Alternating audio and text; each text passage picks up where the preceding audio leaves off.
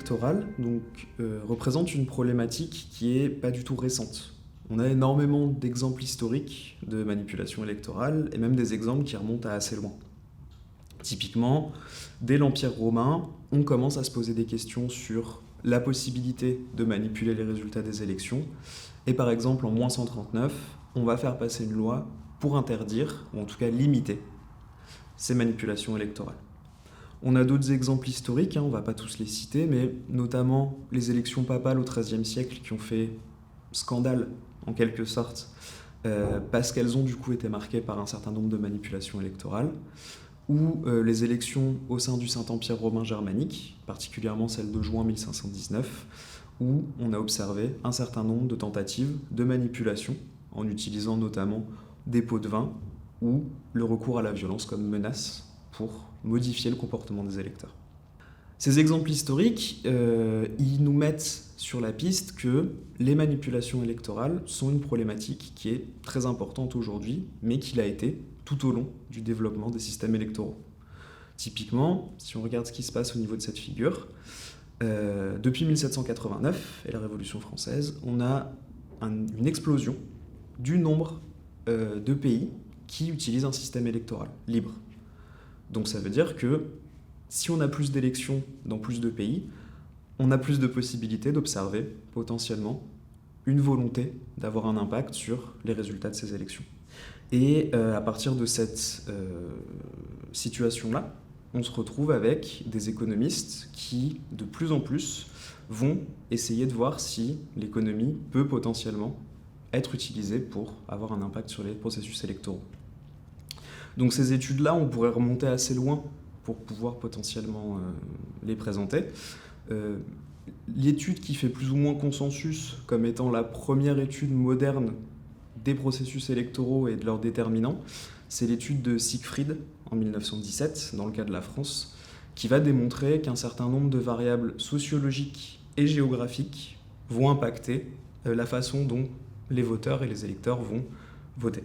À la suite de cette étude, on a eu beaucoup d'économistes et beaucoup de politistes qui ont travaillé justement sur ces déterminants du vote, qui ont réussi à mettre en avant un certain nombre de variables pouvant expliquer les comportements électoraux. Donc on pourrait citer la classe sociale, on pourrait citer la religion des individus, mais l'étude qui est vraiment le point de départ de ce qui va représenter ma thèse, c'est l'étude de Campbell et ses co-auteurs en 1960, dans leur livre qui s'appelle « L'électeur américain », qui vont mettre en avant ce qu'on appelle parfois la théorie du vote économique.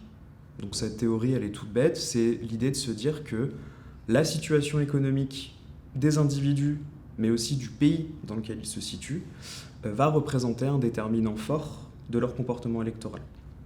Donc typiquement, l'exemple qu'on prend assez souvent pour illustrer cette théorie, c'est si vous avez connu une période de chômage dans les dernières années, vous allez avoir tendance à plutôt voter pour des partis politiques qui vont mettre en place un système de chômage qui va permettre aux individus de toucher une somme d'argent plus importante, par exemple.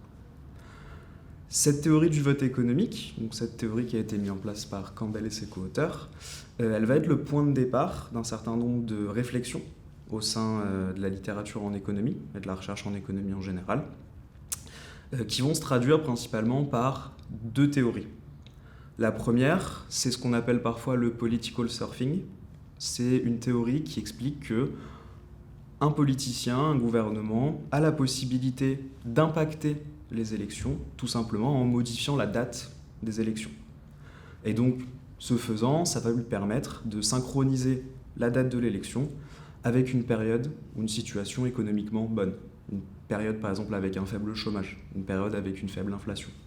Quelque chose qui va potentiellement lui permettre de significativement avoir plus de votes qu'une période qui serait plus mauvaise d'un point de vue économique.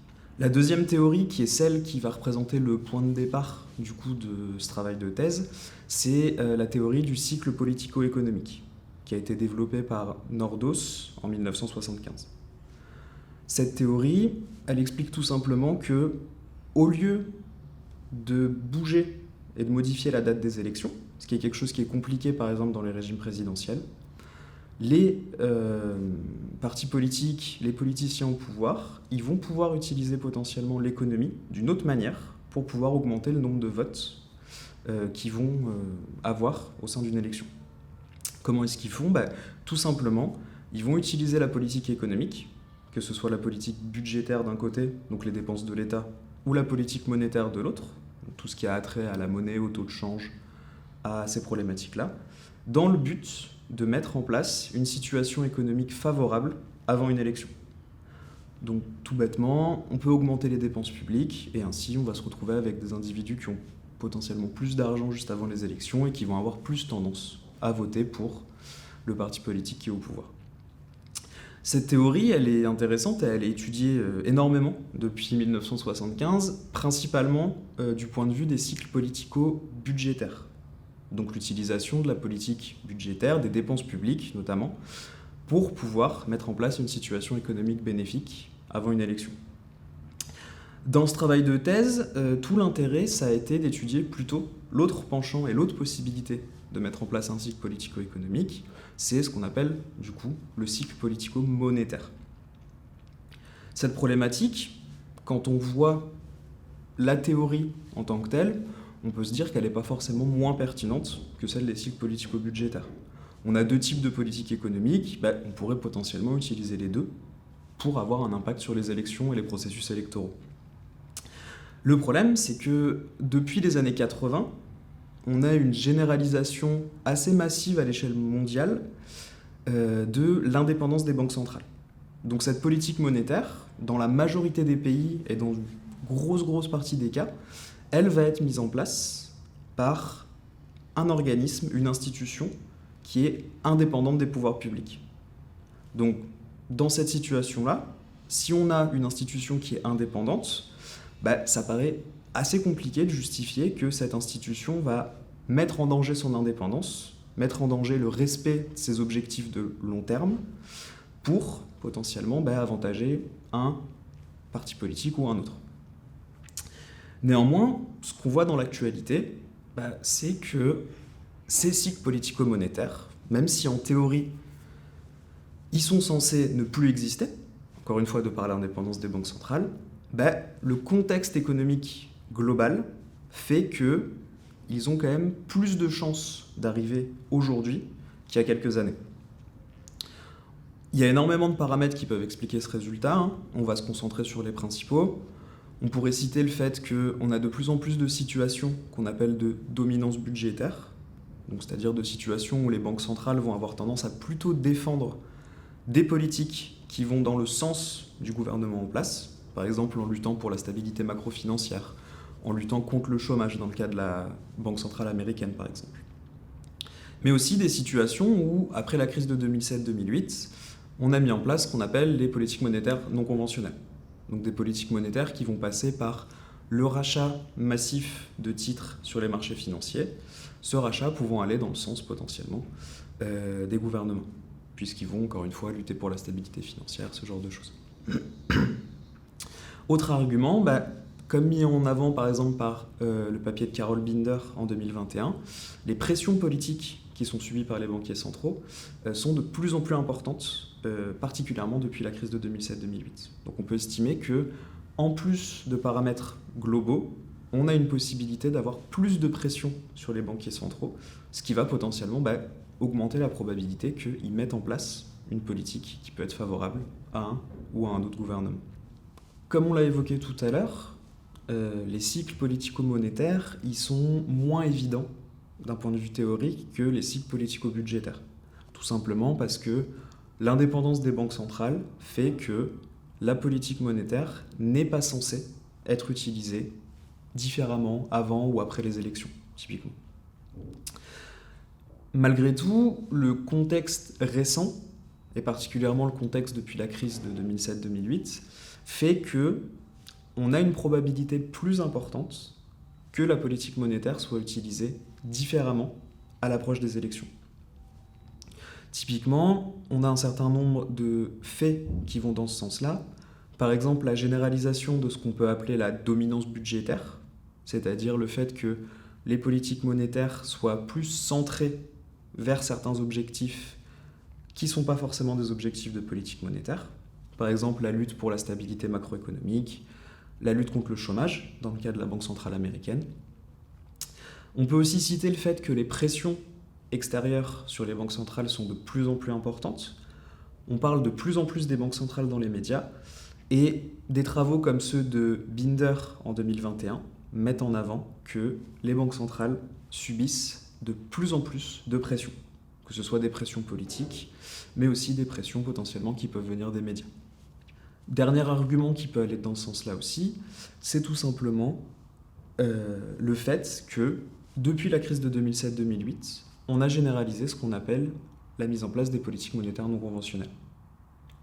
Ces politiques monétaires non conventionnelles, elles sont mises en place dans un cadre qui est particulier, par exemple un cadre dans lequel les taux d'intérêt sont très proches de zéro, et elles mettent en avant des nouvelles pratiques qui vont potentiellement modifier le rapport entre les élections et les systèmes électoraux d'un côté, et la politique monétaire mise en place par les banques centrales de l'autre. Au sein de mon travail de thèse, donc, dans le but d'étudier l'existence et la pertinence potentiellement du concept de cycle politico-monétaire, donc j'ai procédé en 3 étapes, qui représentent les 3 chapitres de ma thèse. Donc, dans un premier temps, j'ai mis en place une étude sur le plus de pays possible, donc plus de 110 pays, sur la période de temps la plus large possible, donc 1985-2016, ce qui a été limité par forcément la disponibilité des données. Donc au niveau de ce travail, on a essayé tout simplement de voir si l'orientation de la politique monétaire, qu'on a mesurée avec la croissance de la masse monétaire, donc de la quantité de monnaie disponible au sein de l'économie, on a essayé de voir si cette masse monétaire était significativement différente avant une élection. Dans un second temps, on a utilisé une approche théorique avec Patrick Villieu et Maxime Menuet pour étudier si, potentiellement, l'orientation de la politique monétaire, qu'on a mesurée avec le taux d'intérêt mis en place par la Banque centrale, avait un impact sur la probabilité qu'un parti A ou un parti B soit réélu.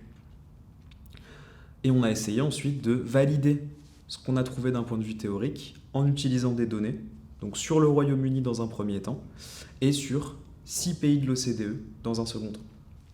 L'idée de ce modèle théorique, elle est basée sur ce qu'on appelle l'argument de l'avantage comparatif. Donc tout bêtement, on se base sur ce raisonnement-là pour justifier notre approche théorique. Lorsque la Banque centrale met en place une politique monétaire qui est efficace, ça va avoir tendance à favoriser la stabilité macroéconomique et à limiter le taux d'inflation. Le problème étant, pour les partis politiques conservateurs, que la lutte contre l'inflation et la lutte pour la stabilité macroéconomique, c'est un argument électoral qui est souvent utilisé. Donc, qu'est-ce qui se passe si on considère l'élection avec ce prisme de l'avantage comparatif ?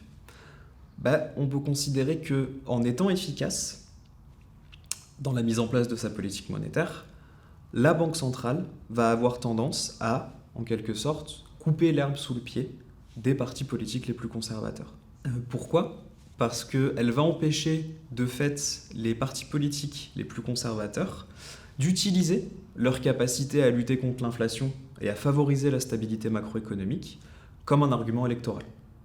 Dans un troisième temps, pour ce qui est du dernier chapitre, donc avec Mathieu Picot, on a essayé de voir si la façon dont était traitée la politique monétaire et la Banque centrale dans les journaux avait un impact potentiellement sur la popularité des partis politiques. On a étudié du coup le cas de l'Allemagne avec 6 journaux allemands et on a essayé de voir si la façon dont était traitée la politique monétaire et la Banque centrale européenne dans ces journaux allemands avait un effet, encore une fois, sur la popularité des partis politiques et donc plus spécifiquement des partis politiques allemands. Déjà, avant même de parler d'un point de vue plus pratique, d'un point de vue plus technique des différents chapitres de cette thèse, c'est important de faire un petit point sur la littérature existante et sur les travaux préalables qu'il y a pu y avoir sur ce concept de cycle politico-monétaire. Donc pour ça, la thèse commence par un chapitre introductif qui a pour but de présenter ces travaux précédents.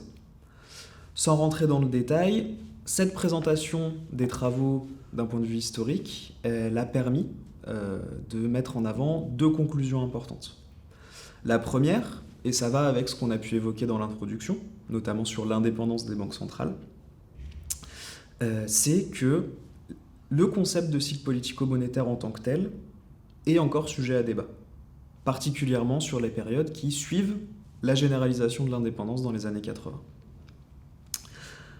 La deuxième conclusion qui est assez intéressante sur cette revue de la littérature, c'est que l'approche qu'on a pu évoquer, l'approche mise en avant par Nordos, donc du cycle politico-économique, et donc plus spécifiquement du cycle politico-monétaire, c'est une approche qui va aussi dépendre de paramètres partisans. Typiquement, en fonction de si le gouvernement en place est plutôt de droite ou de gauche, on va pouvoir observer des effets différents sur la mise en place et l'utilisation du cycle politico-monétaire. Donc, dans ce contexte-là, on va essayer un maximum d'étudier, en parallèle de problématiques qu'on considère comme opportunistes, c'est-à-dire la vision développée par Nordos qu'on a évoquée juste avant, on va essayer de voir si cette vision opportuniste, elle n'est pas potentiellement impactée par des paramètres partisans. Donc, pour revenir sur le premier chapitre de cette thèse, donc, comme je l'ai dit tout à l'heure, c'est une étude empirique qui a pour but d'étudier la mise en place de la politique monétaire dans le plus de pays possible. Donc, comme je l'ai évoqué tout à l'heure, on va travailler sur plus de 110 pays en annuel sur la période 1985-2016. Et on va essayer d'expliquer les variations de la masse monétaire dans ces différents pays-là. Plus précisément, on va essayer de voir si la variation de cette masse monétaire, elle va être différente dans l'année qui précède une élection nationale. Donc une élection parlementaire dans les régimes parlementaires, une élection présidentielle dans les régimes présidentiels. L'idée derrière ce papier, ça va être de démontrer que la masse monétaire a une croissance qui est significativement différente dans les 12 mois qui précèdent une élection nationale. C'est ce qu'on va démontrer avec une masse monétaire qui est significativement supérieure dans les 12 mois qui précèdent une élection nationale, de l'ordre de 1 à 3%. Dans ce premier chapitre de thèse, on va essayer de voir si, en moyenne, sur 110 pays sur la période 1985-2016, la croissance de la masse monétaire est significativement différente dans les 12 mois qui précèdent une élection. Pour ça, on va essayer d'expliquer les variations de la masse monétaire, mesurées par l'agrégat M1, en fonction d'un certain nombre de paramètres, notamment le régime de change, l'indépendance de la Banque centrale, les valeurs passées de la croissance monétaire, etc., etc.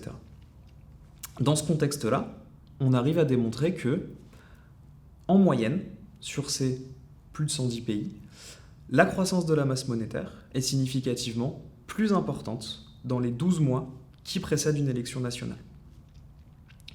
Plus spécifiquement, cette croissance de la masse monétaire, elle est plus importante de l'ordre de 1 à 3% dans les 12 mois qui précèdent une élection. Donc, dans ce premier chapitre, on arrive à mettre en avant que la problématique du cycle politico-monétaire, c'est une problématique qui peut sembler pertinente, au moins en moyenne dans une grande partie des pays du monde.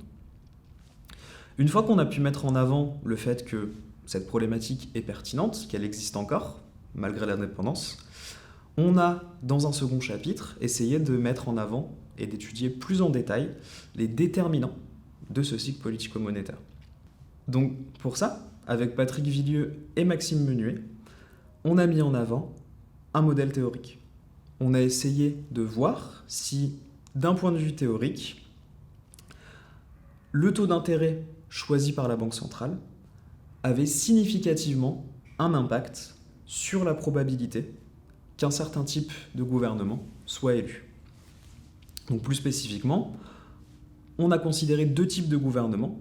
Un gouvernement qu'on a appelé conservateur, qui, de fait, a plutôt des préférences économiques conservatrices, et un gouvernement plus libéral, qui va avoir des préférences plus libérales d'un point de vue économique. Ce qu'on va démontrer au sein de notre modèle, c'est que le taux d'intérêt choisi par la Banque centrale va avoir un impact sur la probabilité que le politicien ou le parti politique conservateur soit élu. Plus spécifiquement, cet impact, il va être négatif. Donc, plus le taux d'intérêt va être important, plus la politique monétaire va être restrictive, et plus le politicien, le parti politique conservateur, va avoir une chance faible de gagner la prochaine élection. Une fois que cette approche théorique a été développée, on a essayé d'utiliser des données spécifiques pour prouver, tout simplement, que notre modèle théorique était pertinent. Pour ça, dans un premier temps, on a mis en place une étude sur le Royaume-Uni, plus spécifiquement, sur la période 1987-2015. Donc en utilisant des données mensuelles, on arrive à démontrer que dans les 10 mois qui précèdent une élection, si le taux d'intérêt augmente de 1%, la popularité du Parti conservateur au Royaume-Uni diminue de l'ordre de 2 points de pourcentage par rapport à sa tendance. En plus de cette validation sur des données britanniques, on a également essayé de valider notre modèle sur un panel composé de 6 pays de l'OCDE.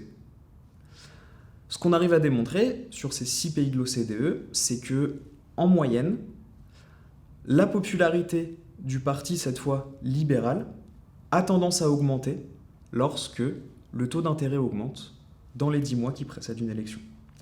Plus spécifiquement, cette augmentation, elle est de l'ordre de 3 points de pourcentage par rapport à la tendance.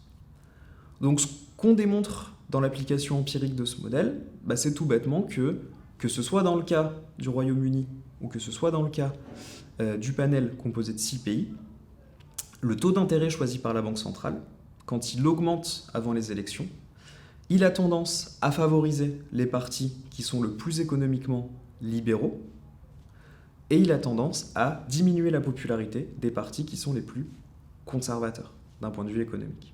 Pour ce qui est du 3e et dernier chapitre de ma thèse, donc on a étudié encore une fois cette problématique des cycles politico-monétaires d'un point de vue plus précis, en allant plus dans le détail de potentiellement ce qui peut expliquer l'apparition et l'existence de cycles politico-monétaires. Plus spécifiquement, avec Mathieu Picot, on a essayé d'étudier l'impact que pourrait avoir la couverture médiatique de l'action de la Banque centrale sur la popularité des partis politiques. Pour ça, on a étudié le cas de l'Allemagne, donc on a étudié l'impact que pourrait avoir la couverture médiatique de la presse allemande sur le comportement de la Banque centrale et des problématiques associées, sur la popularité des différents partis politiques allemands, ou en tout cas les partis politiques qui ont une importance à l'échelle nationale. Ce qu'on démontre, c'est que dans le cas de l'Allemagne, la couverture médiatique qui est faite par les journaux allemands de la politique monétaire mise en place par la Banque centrale européenne, elle a un effet significatif sur la popularité des principaux partis politiques allemands. Alors comment est-ce qu'on mesure cette couverture médiatique ? On la mesure de 2 manières. Dans un premier temps, on regarde l'occurrence de certains termes spécifiques dans nos articles de presse. Donc par exemple, on va prendre le terme Banque centrale européenne et on va compter le nombre de fois dans nos articles que ce terme apparaît mois après mois. Pour ça, on a estimé ce qu'on appelle des fonctions de popularité, exactement comme pour ce qu'on a fait dans le 2e chapitre. Donc on a essayé d'expliquer les variations mensuelles de la popularité des différents partis politiques allemands en fonction d'un certain nombre de paramètres économiques et politiques, mais aussi en fonction de où est-ce qu'on se situe dans le cycle électoral. Plus spécifiquement, on a introduit une variable qui était égale à 1 dans le mois qui précède une élection, que ce soit une élection fédérale en Allemagne ou une élection européenne, et on a essayé de voir si, sur ce mois-là très spécifiquement, si on a un impact de la couverture médiatique qui est faite de la politique monétaire dans la presse. Et ce qu'on arrive à démontrer, c'est que dans le mois qui précède une élection, que ce soit une élection fédérale ou une élection européenne, on a un impact significatif de la couverture médiatique de la politique monétaire sur la popularité d'un certain nombre de partis. Sans rentrer dans les détails, cet impact il va forcément être différent en fonction du parti qu'on considère, mais aussi différent en fonction de ce qu'on considère comme étant des termes qui se rapportent à la politique monétaire. Par exemple, si on prend en compte spécifiquement les mentions dans les articles de presse du terme Banque centrale européenne, l'effet sera différent de si on prend en compte directement le nom d'un certain nombre de personnes qui travaillent au sein de la Banque Centrale Européenne. Pour résumer les principaux résultats de cette étude, donc ce qu'on arrive à démontrer, c'est que le CDU-CSU, qui est le parti historique de droite en Allemagne, et le SPD, qui est le parti historique plutôt de gauche en Allemagne, vont être impactés de façon opposée par la mention de la politique monétaire dans la presse en Allemagne. Typiquement, quand ces mentions-là augmentent la popularité d'un des deux partis, elles vont mécaniquement diminuer la popularité du parti opposé. Ce qu'on arrive à démontrer aussi, c'est que ce soit dans les élections fédérales ou dans les élections européennes, le degré d'euroscepticisme des partis a tendance à avoir un effet sur notre mécanisme. Typiquement, l'AfD, qui est le parti le plus eurosceptique en Allemagne, va avoir tendance quasi exclusivement à être impacté négativement par la couverture médiatique de la Banque centrale par les médias allemands. Dans un second temps, on va étudier cette couverture médiatique en mesurant ce qu'on appelle le sentiment des articles de presse qu'on étudie. Donc pour ça, on va compter le nombre de mots à caractère positif et le nombre de mots à caractère négatif dans nos articles de presse, et on va faire globalement la différence entre les deux. Ce qu'on arrive à démontrer, c'est que qu'on mesure la couverture médiatique de la Banque centrale par les occurrences ou par le sentiment, cette couverture médiatique, elle a un effet significatif sur la popularité des partis politiques allemands. Et cet impact significatif, il existe qu'on considère les élections allemandes, les élections fédérales, ou les élections européennes, qui sont des élections du coup sur plusieurs pays. Ce qui est intéressant, c'est qu'on arrive à mettre en avant un certain nombre de résultats dans cette étude, donc notamment le fait que les deux partis historiques allemands, que sont le CDU-CSU et le SPD, sont impactés par des signes opposés dans ce mécanisme-là. Donc typiquement, quand la presse et la couverture médiatique de la Banque centrale impactent positivement la popularité de l'un, on se retrouve avec l'impact opposé négatif sur la popularité de l'autre. On arrive également à démontrer que le degré de rejet des institutions européennes, ce qu'on appelle parfois l'euroscepticisme, a un effet significatif dans notre mécanisme. Typiquement, si on considère l'AfD, qui est le parti le plus critique des institutions européennes, le plus eurosceptique des partis politiques allemands, on a un effet qui est quasi exclusivement négatif. Ce que ça veut dire, c'est que si le parti politique est caractérisé par un rejet fort des institutions européennes, le fait que la presse parle de ces institutions européennes va négativement impacter sa popularité. Par exemple, si le terme Banque centrale européenne est mentionné 10 fois supplémentaire dans les articles de presse qu'on étudie dans le mois qui précède une élection fédérale allemande, la popularité du SPD va augmenter significativement de 0,156 points de pourcentage. Étant donné qu'il y a énormément d'articles de presse qui sont publiés chaque mois et qu'une partie non négligeable de ces articles de presse évoque la politique monétaire et la Banque centrale européenne, les effets peuvent être très vite assez importants. Si on a 100 occurrences de plus, on aura un effet de 1,56 points, etc., etc. Donc, au sein de ce papier, ce qu'on arrive à démontrer, c'est que ce cycle politico-monétaire qu'on a postulé au début de cette thèse, il n'est pas forcément du fait du comportement de la Banque centrale en tant que telle. On n'est pas forcément dans une situation où la Banque centrale va consciemment, sciemment, manipuler et essayer d'avoir un impact sur les élections. Ce qui se passe dans la plupart des cas, c'est que la Banque centrale va mettre en place sa politique et sa politique va avoir un effet direct ou indirect sur les élections. Dans le cas du deuxième chapitre de cette thèse, par exemple, on a démontré qu'une politique monétaire restrictive avant une élection va potentiellement favoriser le candidat qui est le moins conservateur d'un point de vue économique. Dans le deuxième chapitre de cette thèse, ce qu'on démontre, c'est qu'il n'est pas forcément nécessaire que la Banque centrale modifie sa politique monétaire avant une élection pour impacter les résultats de cette élection. Typiquement, si la couverture médiatique qui est faite de la politique monétaire change avant les élections, cette couverture médiatique seule peut impacter le résultat des élections. En conclusion, ce travail de thèse qui porte sur le cycle politico-monétaire, donc l'impact que pourrait avoir l'orientation de la politique monétaire sur les élections, que ce soit via le résultat des élections, mais aussi via la popularité des différents partis politiques, il conclut que même si ce concept il a été dévoyé sur une certaine période, il apparaît plus pertinent aujourd'hui. Plus pertinent à cause du contexte global autour de la mise en place de la politique monétaire.